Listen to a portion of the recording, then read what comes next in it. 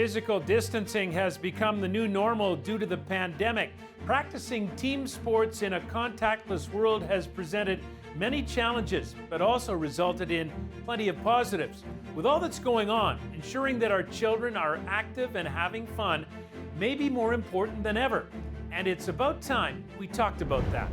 Reimagining sport in a COVID world, and our panelists for this session, Catriona Le May Doan, the chef de mission for Team Canada at the Beijing 2022 Olympic Winter Games and the president and CEO of Sport Calgary. Stephanie Dixon, the chef de mission for Team Canada at the 2021 Paralympic Games. And in Jamaica, there is Karl Subban, the father of 5. 3 of them are pro hockey players. Karl himself is a principal at the Vaughan Academy just outside Toronto. Let's start this conversation. Sport and physical distancing, they seem to be incongruous. How does that work, and why does it need to work? It needs to work because we need movement, exercise, physical activity, sport. We need this in our life. And from the grassroots level all the way up to high performance athletes training for Olympics and Paralympics, we need role models to inspire all Canadians to be healthy and active. So right now, trying to be healthy and active in a distanced way is a challenge, but we do need it to work. And I think a lot of us are motivated socially to work out. We're not all intrinsically motivated. So we want to meet up with our friends or our family or our teammates in order to play our sport or to move, to be healthy, to be active. So it's quite a challenge. And I'm just so thankful that technology is what it is today so that we can connect even in a distanced way. Karl, you've got lots of experience with hockey. This means an emphasis on contactless sport, more individual sport. Where are we going with that? We're going where we haven't gone before. But wherever we go, wherever we end up, our young people, our athletes must continue to be engaged. We know that sports, they make friends and it helps with their overall fitness and their well-being. We need to continue to adapt and alter the sports curriculum so we can continue to engage kids. We know before the pandemic that our young people, our athletes, were spending way too much time online. And we know what it does to their waistline. We need to do what we can, follow the safety guidelines to make sure we keep everyone safe so that everyone can play. And I'll add this, Scott, the vaccine seems to be running to all parts of Canada, and I'm cheering for it. But our kids might not be running or skating all over Canada like they did before. But I'm hoping that in time they will, not only with the vaccine, but even with some of the changes we've made, and we'll continue to make changes so that we can continue to engage more of our children because they need to be active. Catriona, you have 2 teenage children who are physically active in competitive sport. Who's at risk here, Catriona, because of the fact that team sport is very limited right now?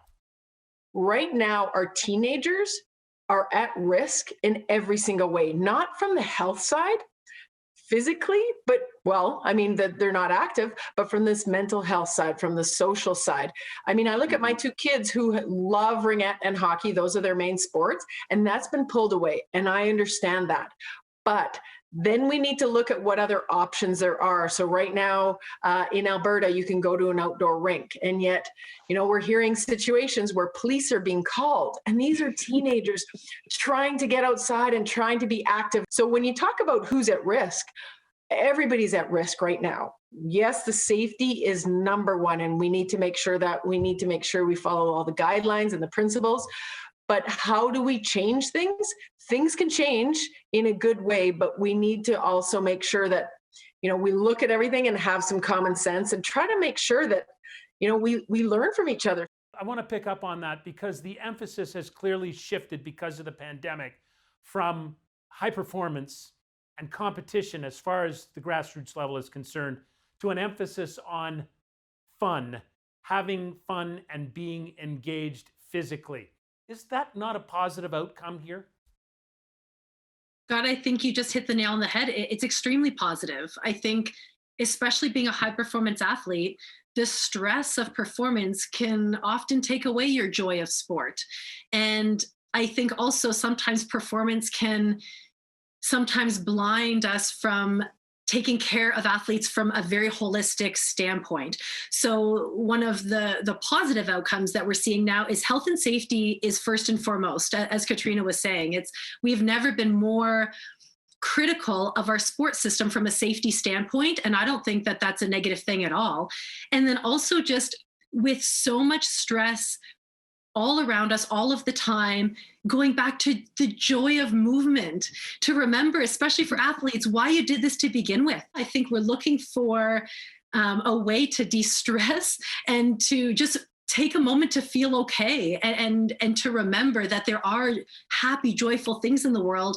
And moving our bodies is one of the most accessible and quickest ways of having some endorphins from having kind of a distraction and having the rest of the world melt away. So I think right now, focusing on safety and health and the joy of movement, it's only going to help us in the future. And I hope we hold on to that as we do get back to focusing on performance. All right, I want to pick up on those themes when we get back. But right now, let's look at a program that's trying to keep young people engaged in Hamilton, Ontario. This is the Moving Matters program. Moving our feet, quick. Keep it moving, keep it moving. We deal with a lot of at-risk youth, high poverty, low-income families. We act as more than just a staff and volunteer. We act as a mother, father, sister, brother. Then we're gonna go on to a minute of sit-ups. And we're gonna do that 3 times.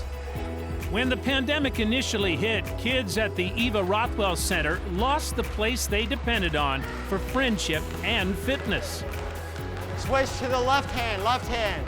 It led to a lot of them being discouraged from physical activity, being inside and online, on the tablets. We're gonna run all the way around the court. The Jumpstart Sport Relief Fund allowed the organization to create a new socially distanced fitness program. Moving Matters is a program about keeping our kids physically active and fit in a safe way. COVID has been kind of hard because you can't do many things. Moving Matters has taught me how to exercise, because if you're just laying down, you don't feel good. Good job, guys. Being able to make that impact in a positive way is invaluable. Can't put a price on it.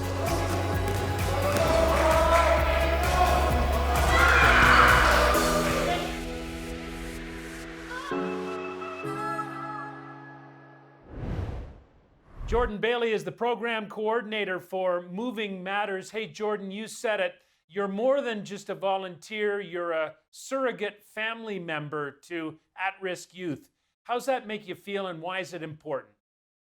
The best word to come to mind is blessed and very privileged. I definitely say I have the opportunity to see so many of these kids grow, whether it be from a young child participant through their youth years, then in turn they end up volunteering or potential employment.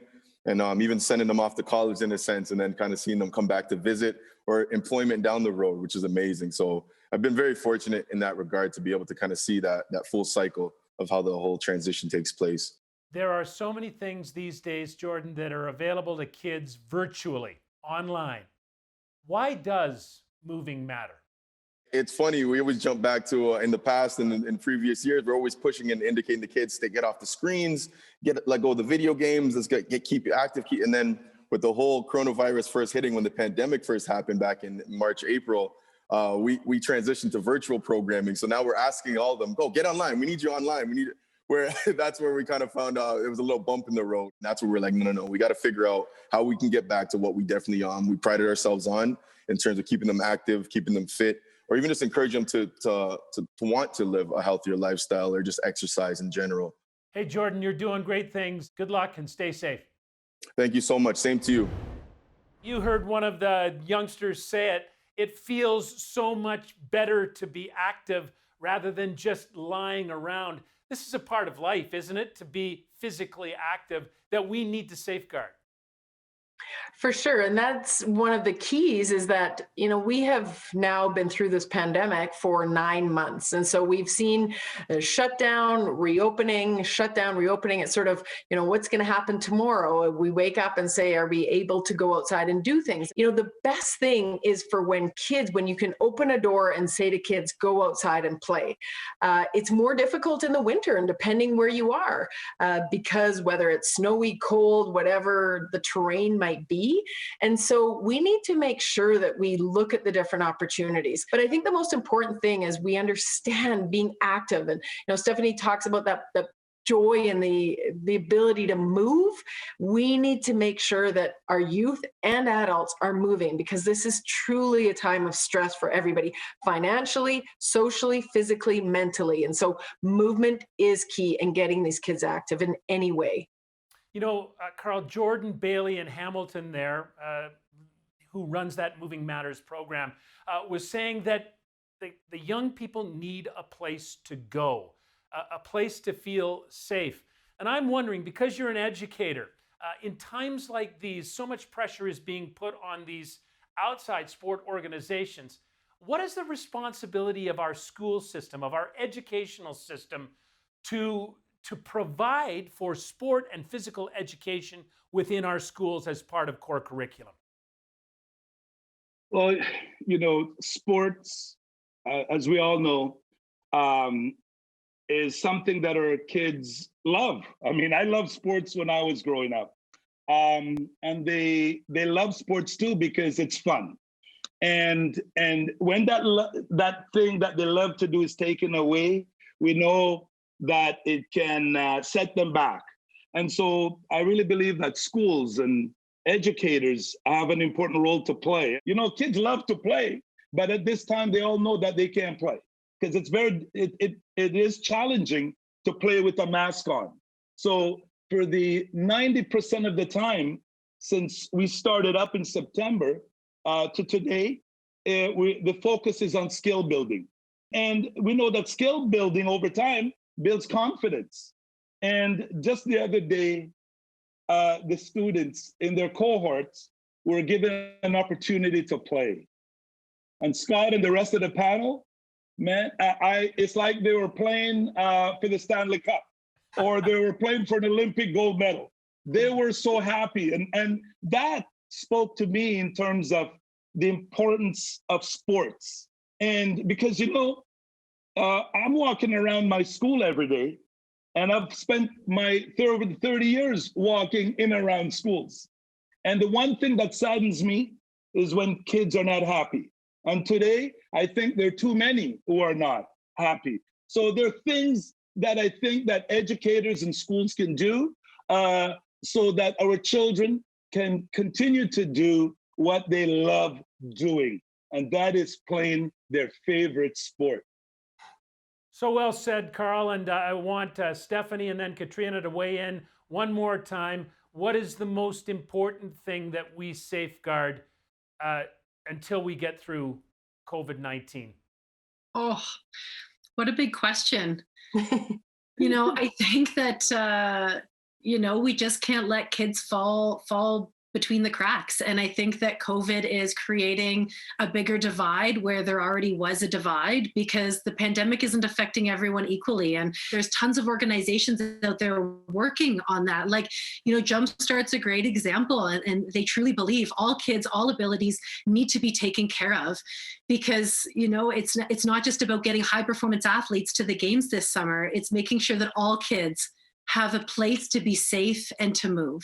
Stephanie mentioned, it's about making sure that people are not falling through the cracks, and especially the youth. And again, looking at it from our own lens, because again, each province and territory is going through a different situation. So again, finding these organizations, helping promote what organizations are there that can help those. But it's also making sure that each one of us have on the radar to look out for each other, as Stephanie mentioned. And I think not just the fact about being active, but it's about how this is affecting them. I think one of the biggest things is not judging each other, not judging ourselves, and understanding that this is a tough time. I have my good days, I have my bad days. Everybody's going to have that.